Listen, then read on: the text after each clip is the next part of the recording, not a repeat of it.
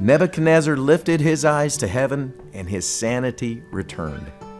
There's an amazing story in the Old Testament about the powerful and prideful Babylonian king named Nebuchadnezzar, who even after witnessing God's miraculous rescue of Shadrach, Meshach, and Abednego from the fiery furnace, he turned his eyes and his heart from recognizing God as the one true king.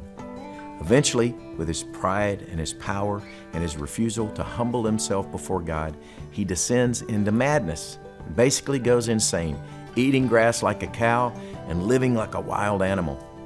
Well, eventually, his sanity is restored at the very moment he finally lifts his eyes to heaven, as the Bible says, acknowledging that God is the one in control, the true ruler and king. Well, it's that part of the story that I find so powerful and convicting.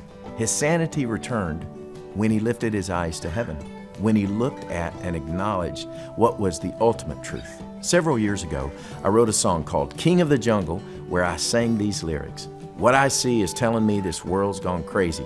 But what is real says God's still on the throne. I'd been watching the news and looking at the world around me at that time, particularly as a father concerned about the world my kids were growing up in. And I was struck with how much chaos and confusion there seemed to be everywhere I looked.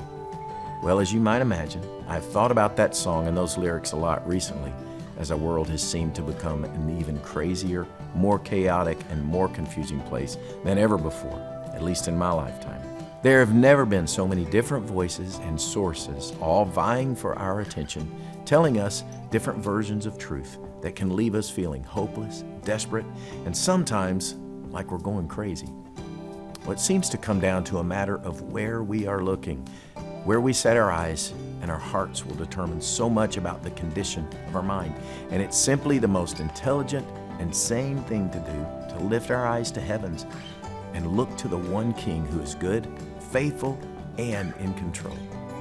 Scottish pastor Robert Murray McShane, in writing to his friend George Shaw, left us with some powerful advice along these lines when he said, "For every look at yourself, take 10 looks at Christ." Or in other words, as a songwriter once said, for every look at the jungle out there, take 10 looks at the King of the Jungle.